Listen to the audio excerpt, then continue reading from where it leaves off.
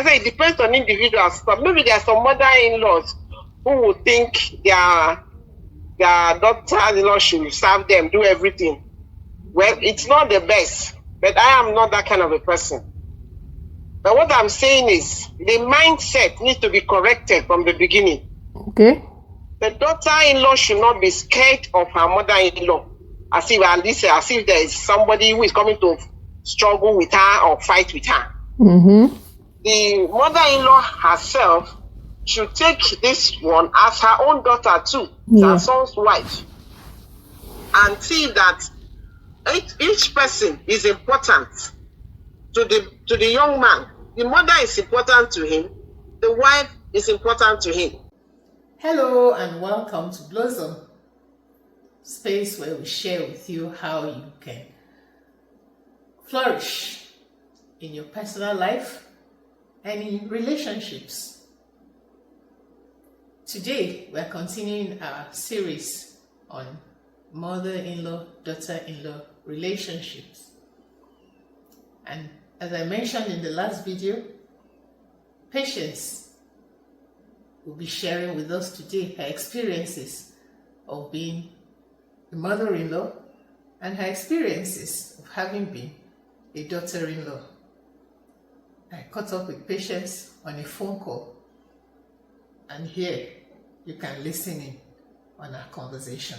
Some daughters-in-law already, their mindset is that their mother-in-law is coming to fight them. Mother-in-laws are difficult. So they take a position as if to say, me too, I'm ready for a fight. There's a good relationship. Even if she says she wants to eat, you can say, Mama, please, can you come? Let me show you what you can use. Prepare what to eat. I want to go to sleep, or I want to go to work. You understand what I'm saying? And there won't be any problem. Sure. If the mother-in-law too should, if you see that the daughter-in-law is busy, sometimes they work from the house. She could be in the house and she's upstairs and I'm downstairs.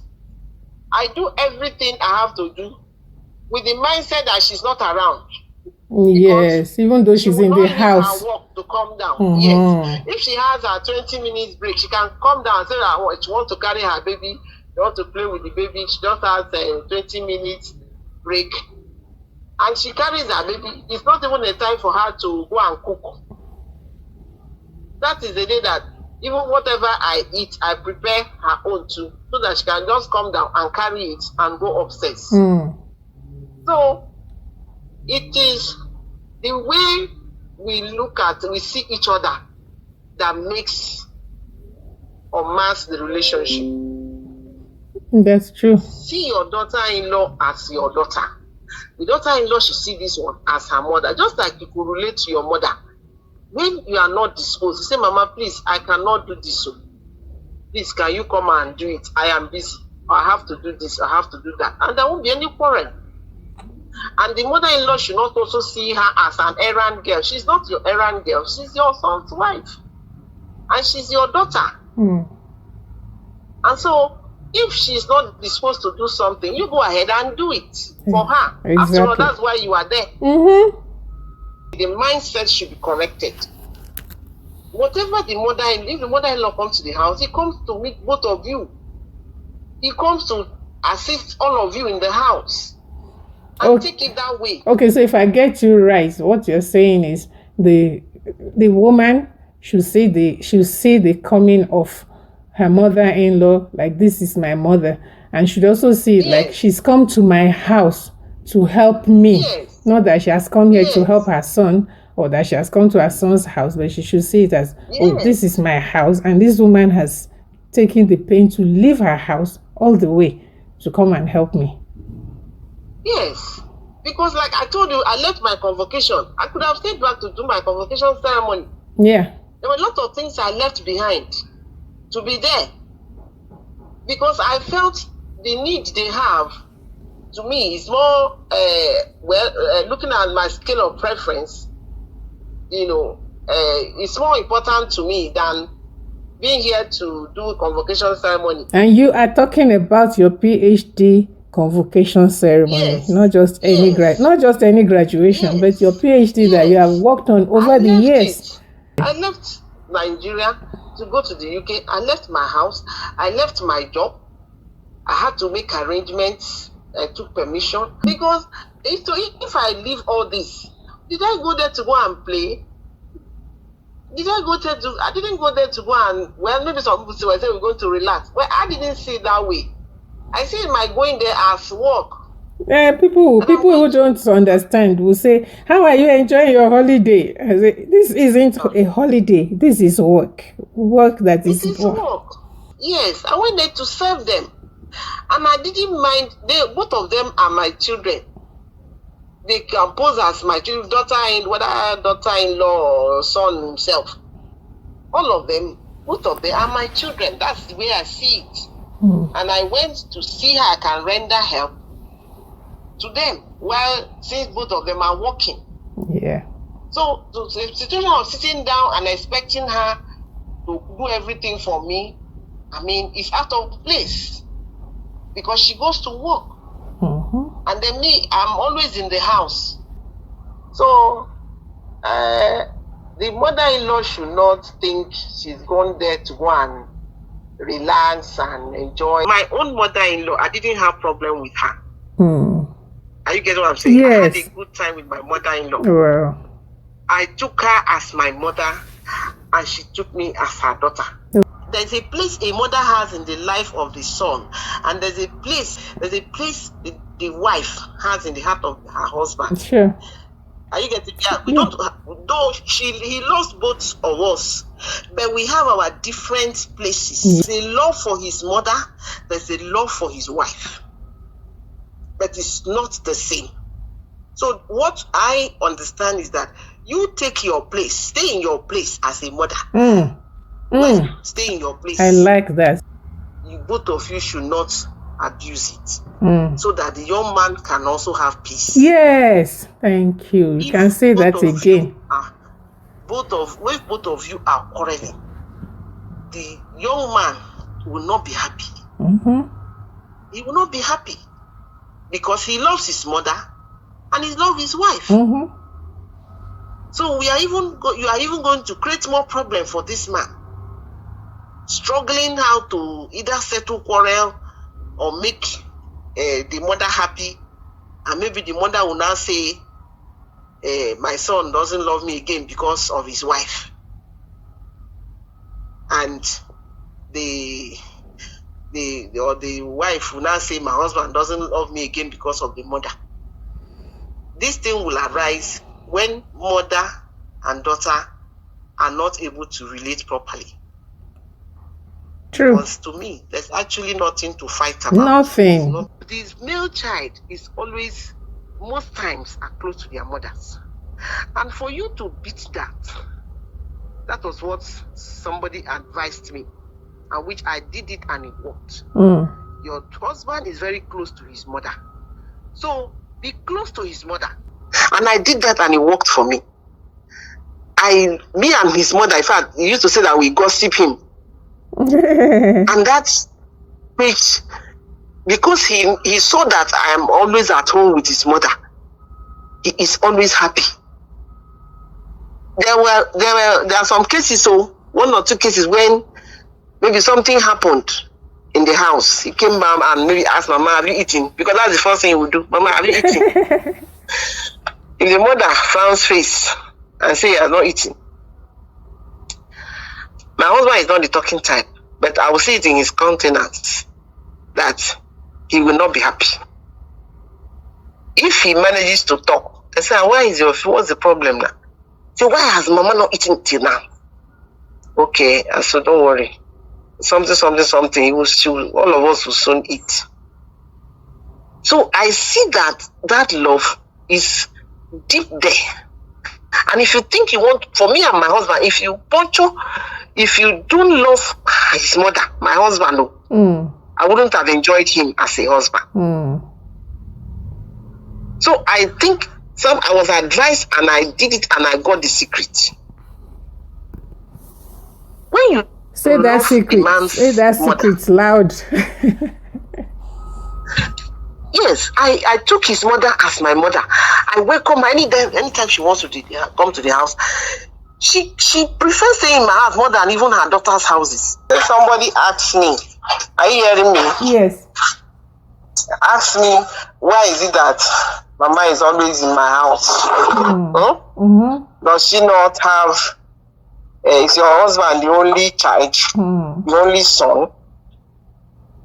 And I said, it's his son's house. So she's free to stay in the son's house. And that was it. Because if you give that question very serious, thoughts, yeah. It could lead you to begin to, okay, it's true. Where is it that this woman is always here, is disturbing me and all that? That brings me back to the mindset. The mindset I have is that she is in her son's house. And she can stay as long as she wants to stay. Right. So that also saves me. That saves me from a lot of issues, because when you try to push out the mother from his life, a man's mother, that's where there'll be some kind of bouncing back. The woman will resist it, the son will resist it. Yeah. And then you, the wife, will not be on the receiving side. And that's where there will be problem. Okay. And the tendency is to now think that your mother-in-law is the one that made your husband not to love you enough. Wow. But not knowing that you created the room for that. Wow, this is very helpful. I have a question. Like you say, you had a very good relationship with your mother-in-law. There are people who had poor relationships with their mother-in-law, right? And yes, some of them probably go with the mindset of giving to their daughter-in-law what they received from their mother-in-law, not realizing that that is very bad. That would be bad. You don't pay back that way. That's wrong. If you had a bad relationship with your mother-in-law, probably your mother-in-law did not understand her role or the way she ought to relate with you. And probably you too did not also play your role very well. Because, my dear, there are two sides to this coin. There are two sides. For relationship to work, each person should give into the relationship. Yeah. Are you getting what I'm saying? Yes. If you now, sometimes one person tends to sit back and want to be on the receiving side, and the other person everybody wants to be on the receiving side, then who is going to give? So what would be your advice? Who's going to give? What would be your advice to people who had poor relationship or felt their mother-in-laws were mean to them? Now they are now mothers-in-law. What would be your advice to them? I advise them to forgive the mother-in-law if she's still there, and forgive her and see that she probably did not understand what she was doing. I advise that you should, now that you now have a daughter-in-law, and you should do the right thing. You do the right thing. Relate well with your daughter-in-law. See her as your own daughter. Bear with her mistakes when she makes mistakes, and that love you have for your child, your son, you should also extend it to her. Yeah. And that also comes to the fact that there are some things she will do. I told her that that's with your daughter-in-law. As my daughter, yes, you're also my daughter as much as this one is my son. I had received the grace to forgive her, because there are also times, because that was what the Spirit of God ministered to me, there are also times your son offends you, and you forgive him. Yep. So forgive her, because she's also your daughter. Yeah, and maybe what you desired maybe what you had desired to have had from your mother-in-law, which you didn't have, you should now give that. Give it to her. Yeah. Yes. Give it to her. And that will make you and your daughter-in-law more fulfilled. Yes. In the relationship. Yes. And you'll be healing future generations. Yes. You're now making a daughter-in-law who would say, oh, I enjoyed my mother-in-law and I'm going to make sure that my daughter-in-law enjoys me. So you're improving future generations. Yes. And quickly to add, I need to add this point that for relationships to work, whether mother-in-law, daughter-in-law, or friends, people need to be selfless for the relationship to work. When people are self-centered and selfish, it does not help any relationship. What I mean by this is that you want to be on the receiving side. You always want love. You want care. You want respect. But you are not ready to give to the next person. Because everybody needs the love. Everybody needs this love. Everybody needs the care. So while I expect you to care for me, I should also give my own. Even lead, so be the one to lead in giving the love, the care, the respect. Yes. So even if your daughter-in-law is not giving you the love that you expect, you give to her what you think is right. Yeah. Do what you think is right to her. That's true. And I think with time, she also will learn and maybe see herself as not doing, as she will now begin to say, oh, so me, I've not even been doing anything. And she loves me like this with all my bad behavior. And she may repent. The Bible says that we should esteem the other person more than ourselves. Better. Yes. Better than ourselves. So this selflessness is very key in any relationship, whether mother-in-law, daughter-in-law, or friends. People need to be a bit selfless and give what you think you want another person to give to you. Yes. Thank you for listening to Patience's inspiring journey of being a mother-in-law and of having been a daughter-in-law.